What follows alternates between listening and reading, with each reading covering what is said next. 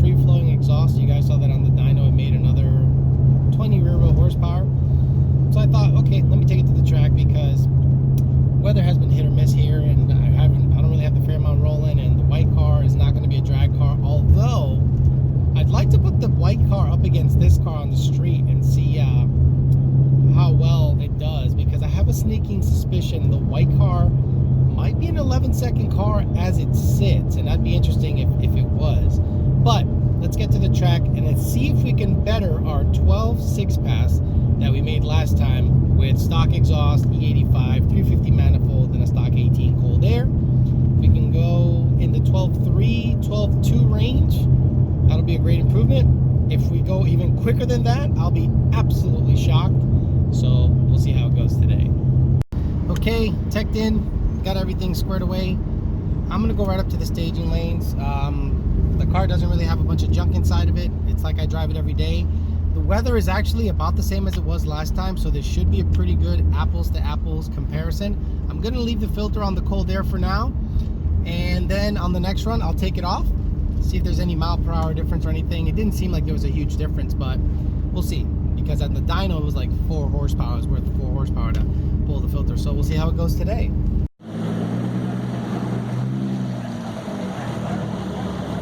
Alright, timing it up.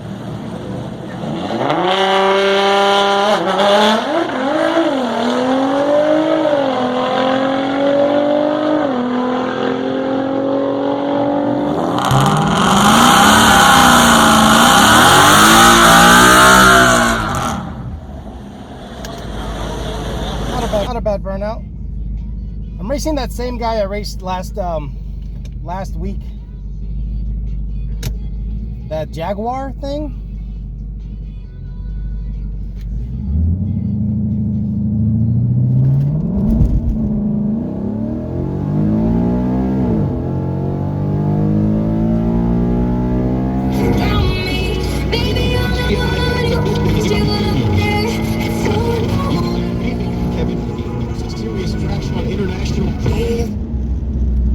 It spun, whatever.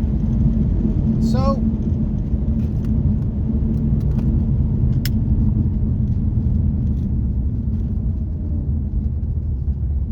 fucking guy. It must be making a little more power than before because it spun badly, or the track is not as good. So let's get my time slip. I'm gonna look at the mile an hour. It's probably like 115. Again, the time slip from Mr. Personality.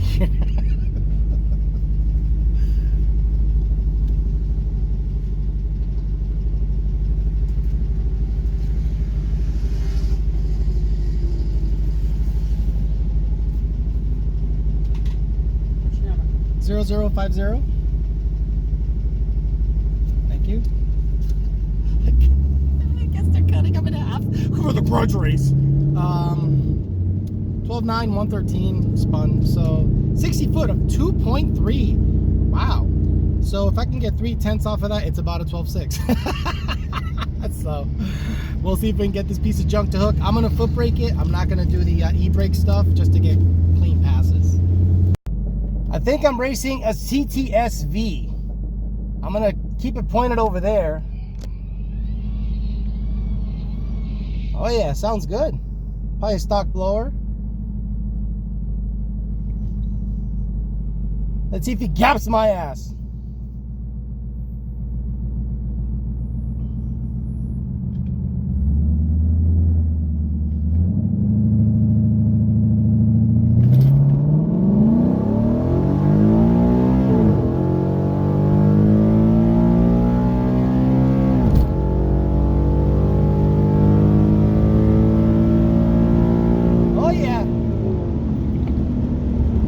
Got me good. Car moves out real good. It's probably like a 12-volt car. I'd like to see his slip.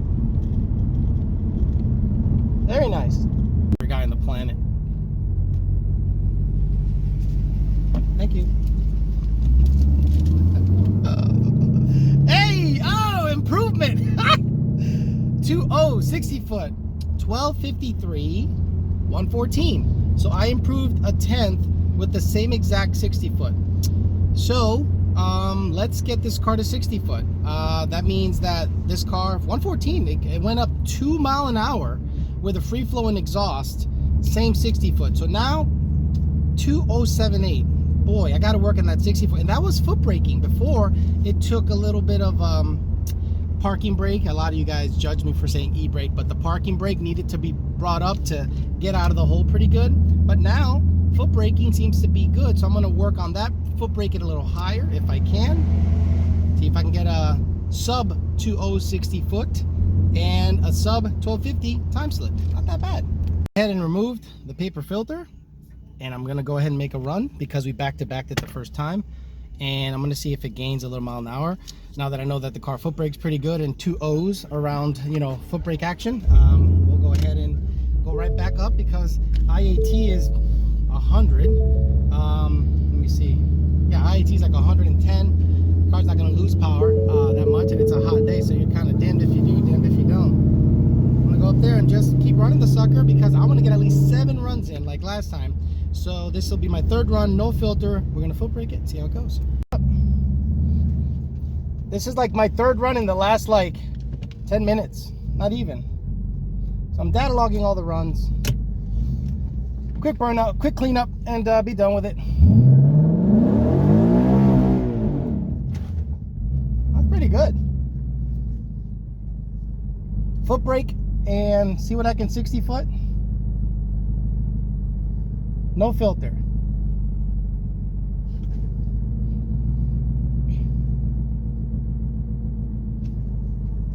Waiting for the focus to stage. Oh, he deep staged me.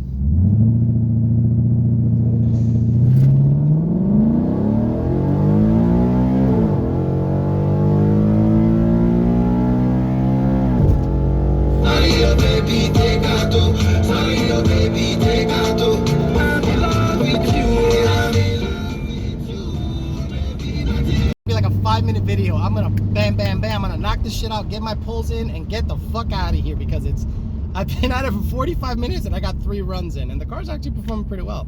I cut a good light too, a 165. Yes sir, thank you. 1240. Okay. 1240, 114, 2060 foot. I'm gonna bring it up a little higher. So 1240 with the filter off, same mile an hour basically. Let's get into the 12. I'm actually kind of excited. I'm gonna let the car cool down for a little bit, but I'm not gonna let it cool down too much. It's like some kind of like shootout today, so I want to get it in, get it done. So goal is, I can't go 12.2 today. Maybe I can. 12.35. Let's say 12.35 is my goal. Let's get the 60 foot down in the 1.9 something and see if we can gain some performance out of this guy. Not bad. It's as fast as a Roush supercharged truck. Understand this, guys.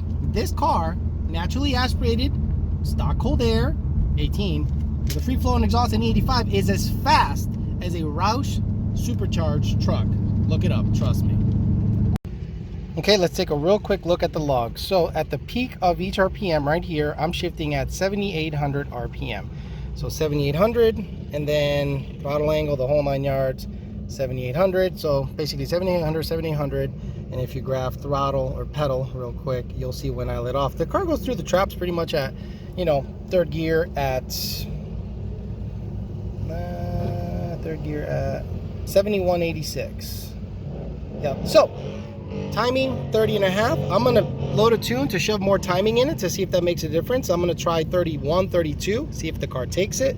Knock sensors are 0, so that means it's hitting a clip somewhere. No, it's adding. Oh, but it is hitting a clip. So I got to see where it's being clipped and let it add some more.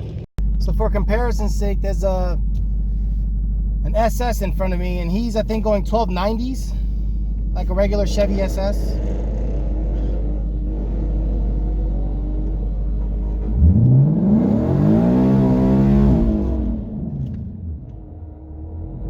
Burnouts are pretty good when it goes through the gears. So the Chevy SS went 1440. Holy crap. So let's see what I can muster. I'm going to e-brake, bring it up on the e-brake a little bit.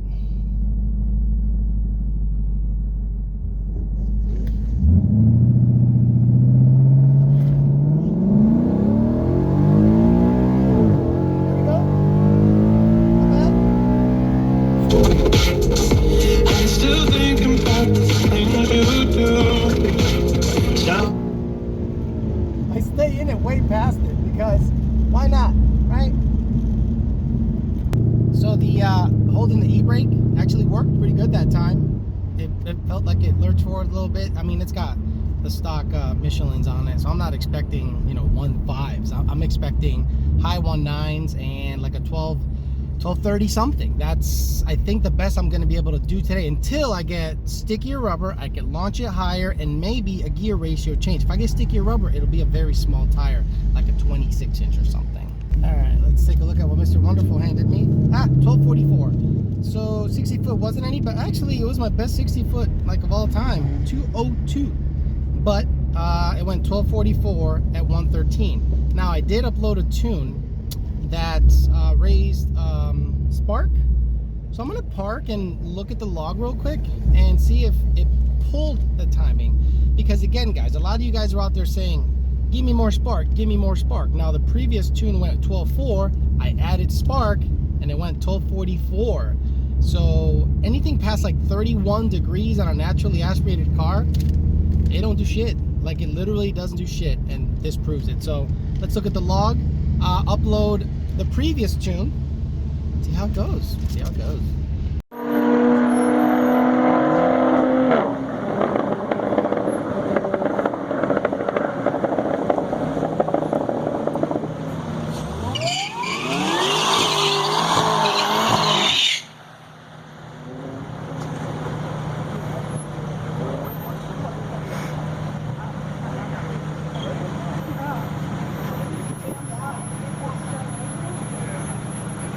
Come on, bitch, on stage.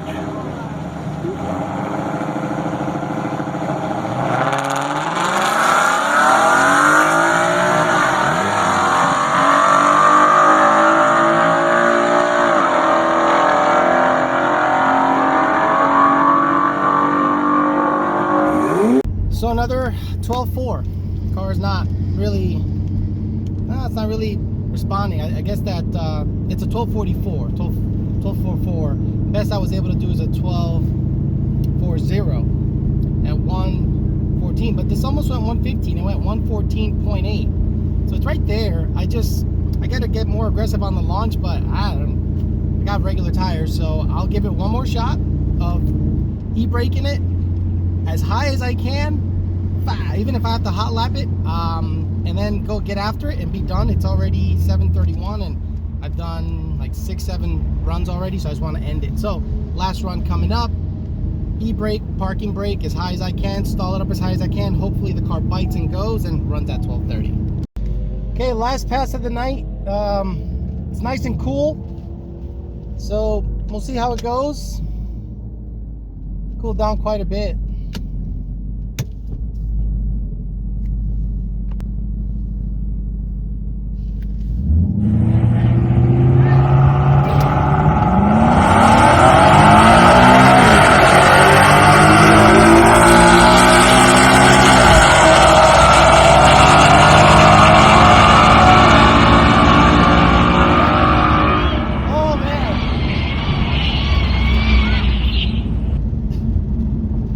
Corvette Z06 owner was shitting his pants.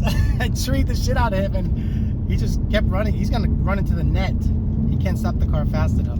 So if that wasn't a 12.3, I don't know what was, because it felt really good. I was able to use the parking brake and we'll see the results. My favorite guy coming up. Okay, let's see the verdict here. Thank you. Yeah, I don't know what they're talking. There it is, baby. All right. So let me show you the slip, but I'll tell you what happened. 199 60 foot time, 12:34. I think the night getting cooler is key because it was a full 1/10 faster. 199 60 foot, 12:34, 115.4 mile an hour. I am thrilled with this time slip. So let me end it here, go home, and then we'll pull the time slips up against each other and compare them conditions. So obviously the next time I come to the track, it's going to be later on at night. I'm not going to come right at 5-6 o'clock.